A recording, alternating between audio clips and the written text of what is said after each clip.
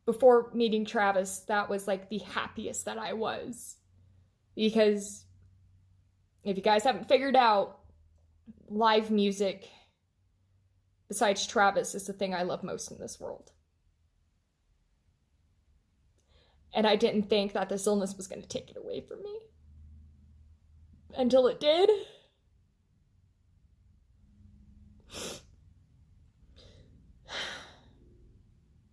Night of the Texas Hippie Coalition New Year's Eve show, December 2017. I was beginning to have a flare-up, but I was like, it's not going to be that bad. I can push through it. I got my heating pads on. I got Tylenol. I got my Advil so I can switch in between. So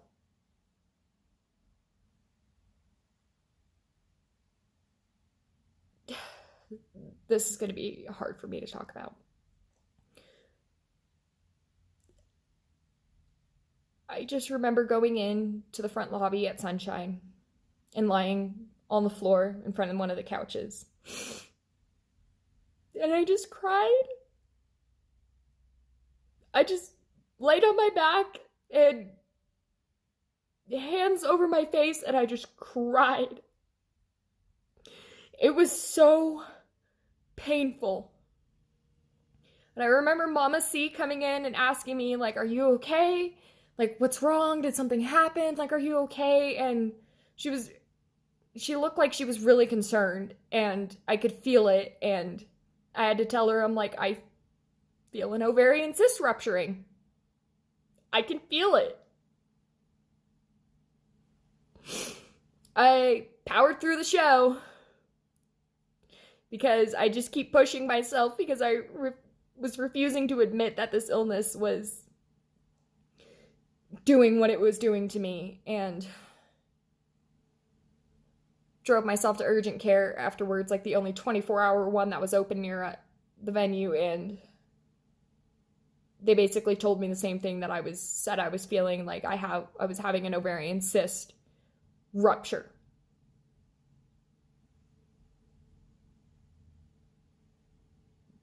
And I just started thinking to myself, please don't let this illness take away doing what I love the most. And so, as time kept going on, the flare-up started getting worse and worse and worse and worse. So finally, last year, I was in so much pain that I had to ask Travis to drive me to the ER, and they did ultrasounds, they did other scans, blood work, the whole 9 yards, and told me that they believe my intestines had basically telescoped in on themselves. And they were concerned that since I had been in pain for several days, that it was killing off my intestines, and that they were going to have to perform surgery and remove a large portion of my lower intestine because of it. So I finally went into surgery that night, and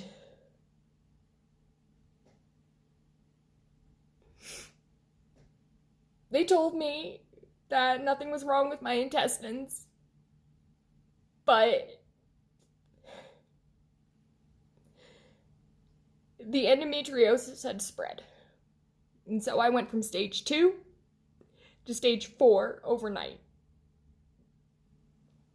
They basically compare this to cancer that doesn't kill you.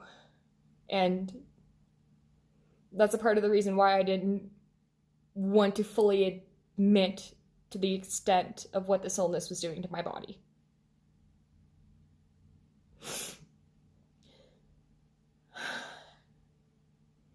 They said it was potentially one of the worst cases of endometriosis that they have ever seen. And it scared the shit out of me. And so after the surgery, I finally talked to a gynecologist who suggested this medication for me called Orilissa. It had only been out for less than 2 years. It was a newer medication. They didn't understand long-term effects just yet. They didn't know basically what was going to go on once I took this medication. They don't know if I was going to get worse They don't know if I was going to get better. They didn't know if I was going to be stagnant. They just put me on this medication to see what happened. And what the Orilissa did was basically stop the production of estrogen in my body, which causes the uterine lining to grow and consequently the cysts to grow as well. So I basically went through menopause temporarily for a couple of months. So I went from having all these hormones in my body to nothing. And I experienced everything you could go through menopause, the mood swings, the hot flashes, irregular periods, everything. And it was an interesting experience to say the least. But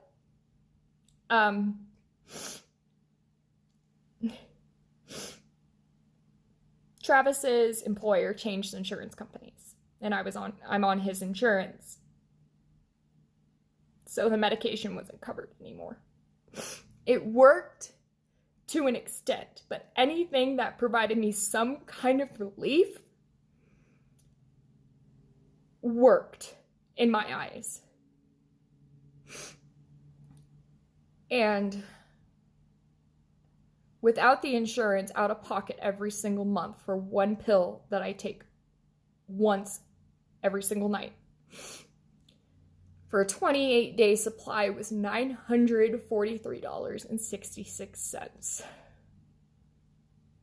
I would be paying almost $12,000 a year just for that one pill alone. And of course, I had to take extra supplements because when you go through menopause, your hormones affect how the female body processes and produces other hormones, and because of that, I had to be on extra supplements to make sure I didn't lose bone density and other parts of my body weren't being affected by not having any hormones.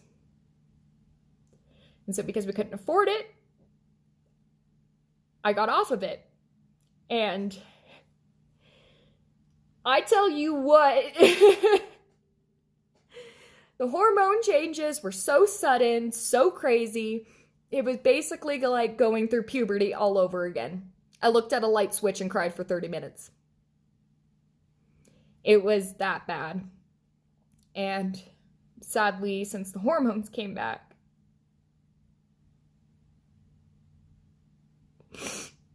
the flare-ups came back, and so did the pain. And when I say that I've been in pain, it hasn't been just, not a normal period is what I like to tell people. And I'm having blood-filled cysts rupture inside my body. And the pain has gotten to the point where I have to ask Travis to pick me up out of bed, carry me to the bathroom, and then pick me back up again and take me back into bed. Like, I can't walk because the pain gets that extreme. And finally, I got to the point where I had to message Mama C and say, hey, I can't be at the show tonight. Because I'm in that much pain and I can't walk, and the illness finally got to a point where I couldn't do what I love anymore. And it was a heartbreaking moment when I realized this illness is affecting my life in more ways than most people understand.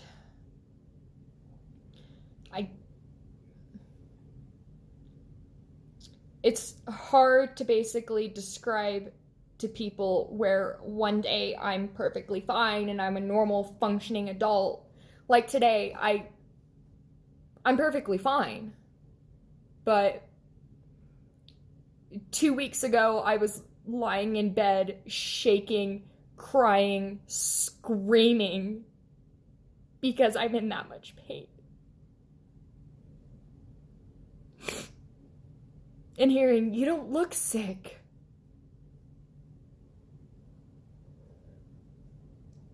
So finally, day before Valentine's Day, just a few weeks ago, I couldn't walk. I was in so much pain. Like, Travis stayed up with me, and I told him, I was like, "You need to be ready to take me to the hospital when I say we need to go."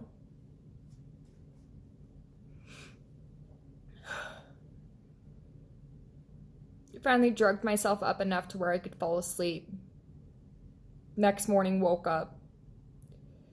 I was able to stand on my own. I was able to walk on my own. So I said, I'm gonna make myself some coffee, smoke a cigarette, and I'm gonna go take a shower. Because the hot water will probably help with some of my back pain, and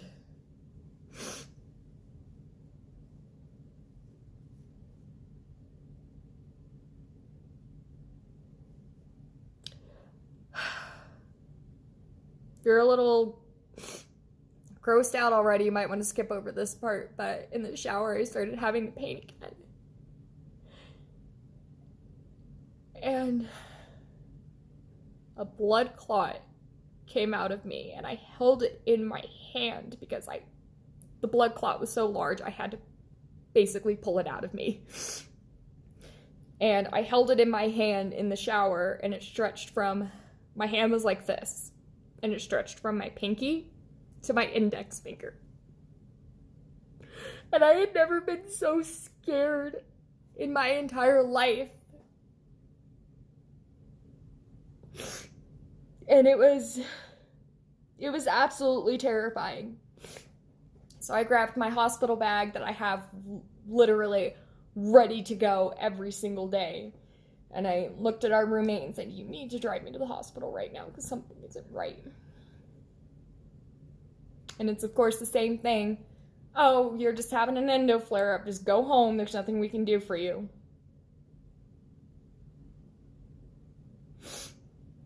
Like, I bleed so heavily that I could be wearing a tampon and a pad at the same time, and I will still bleed through both of them at the same time. And I tell all these doctors all of my symptoms and everything that's wrong with me, and they basically are just, "There's nothing we can do for you because we won't do the surgery on you. We won't remove any of it because you don't have kids. You're not 35. You're not old enough. You don't know if you're going to be able to have kids." And I am more than happy to adopt or become a foster parent and not have my own children biologically if it means not being in pain anymore. Like, even if I adopt or foster a kid, I'm still gonna love them like they came out of me. But no doctor would do it because I'm not 35 and I don't have kids. Even though the same doctor tells me I can't have kids. So finally, last week, I went and finally talked to a doctor, and this doctor said that they treat more cases of endometriosis than any other doctor in the city of Colorado Springs or the state of Colorado. And he actually sat down and listened to me when I said, "I can't do hormones, they make me so sick, I just want this surgery. I want this pain to go away so I can live my life. So I don't have to ask my husband, 'Can you carry me to the bathroom because I can't walk?' So I don't have to give up doing what I love most in this world."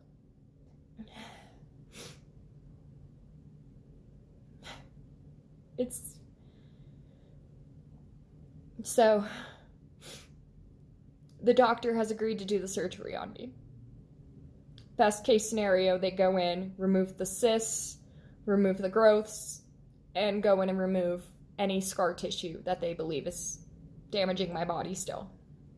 And they said I'm going to end up losing an ovary as well.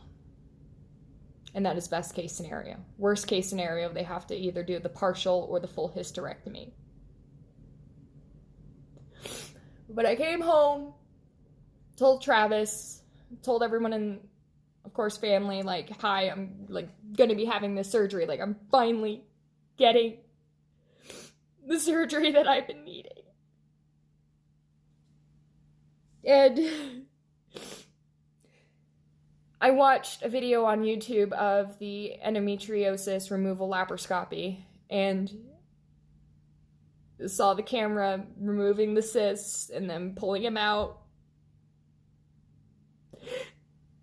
And I looked at Travis and I started crying. Because this is going to be the first time, if this surgery works, there are no guarantees that the surgery is going to work because, again, there is no known cause and no known cure for endometriosis. But this surgery is my chance of being pain-free for the first time in about 10 years. I'm not going to have to miss shows anymore. I'm not going to have to put my life on hold because of a debilitating pain from this illness. I wish I could be at shows right now. I wish I could be at Sunshine every single night like I was. But this illness is preventing that. And everyone at Sunshine has just been so supportive and so loving. And of course, Travis, his parents, and everyone else has been so loving and so supportive through this.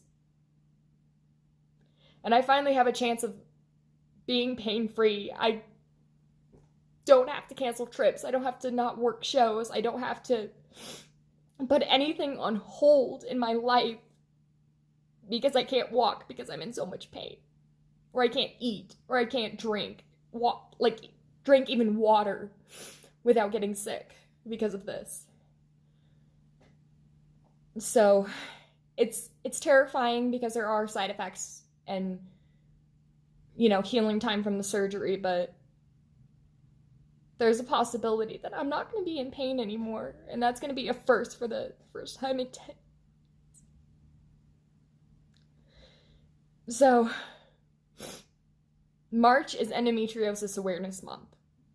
So I'm going to be vlogging a lot between the beginning of March all the way through possibly middle of April as I'm going through this and explaining like day-to-day life living with endometriosis, what I have to do to prepare for it, things I have to cancel because of it, things I have to have ready for flare-ups, and basically vlogging before and after surgery, through the recovery and everything, because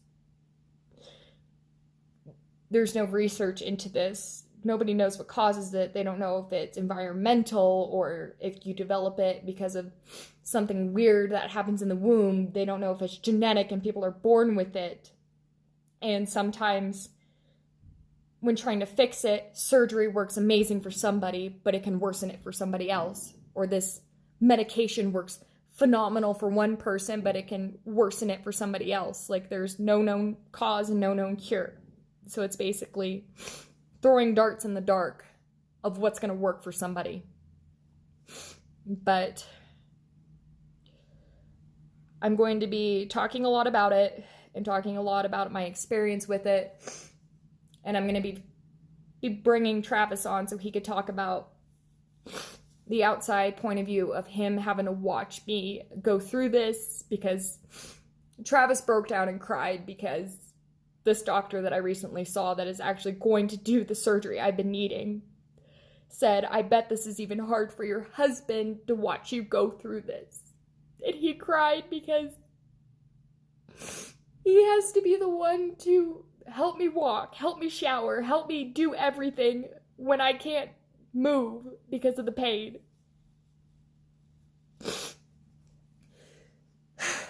And I can't tell you how much I miss everyone. Like, I was talking to Cody in Pretty Vague, and kind of let him in on a lot of this because he invited me to a show and said, hey, we miss you and Travis, wish you could be here, you know, we haven't seen you in a while. And it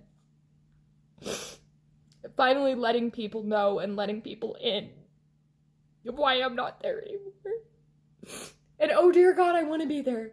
I want to be there so badly. I want to be working shows at Sunshine. I want to be going to shows. I want to be hanging out with people. But when you're basically bedridden for a week straight because of debilitating pain, it's kind of hard to do anything. So I'm going to be hopefully posting another video the 1st of March, talking a little bit more about this illness and everything that comes along with it. But thank you guys who sat through this super long video, and please share. Feel free to share it. It's just letting people know basically what's been going on and what's been happening to me. But I love every single one of you guys. Thanks for your support, and thank you for dealing with me not being there. And I appreciate people who have stepped up and helped out at Sunshine while I haven't been there and able to do what I love the most. So thank you guys.